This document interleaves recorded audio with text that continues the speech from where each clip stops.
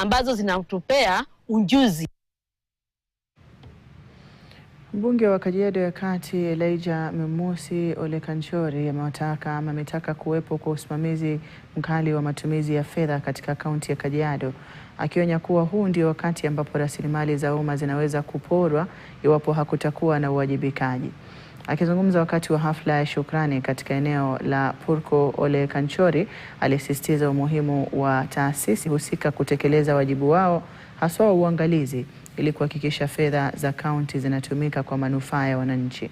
Wakati huo alielezea wasiwasi wake kuhusu hali ya wachuuzi wadogo wa Kitengela, akidai kuwa wamekuwa wakihangaishwa na maafisa wa kaunti, huku akiwataka viongozi waliochaguliwa kusimama kidete kutetea wananchi na kuhakikisha haki zao zinalindwa.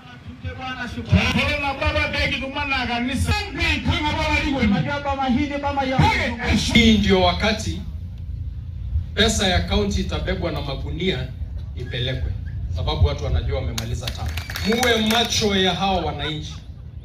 Kuna kitendo ambayo imefanyika kutoka Kitengela mpaka Kajiado mpaka Namanga.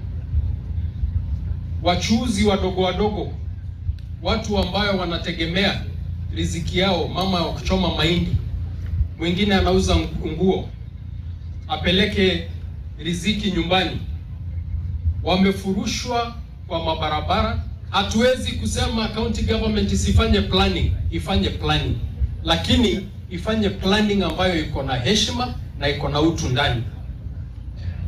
Haiwezekani utoe mtu mahali anapata riziki, kama ni mama mboga anatolewa kwa barabara, umtoe hapo na umlishi. Ni mbaya kabisa.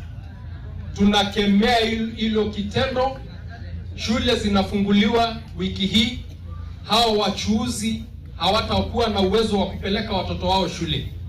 Hiyo ni kitendo ya unyama kabisa, sio kitu ya utu.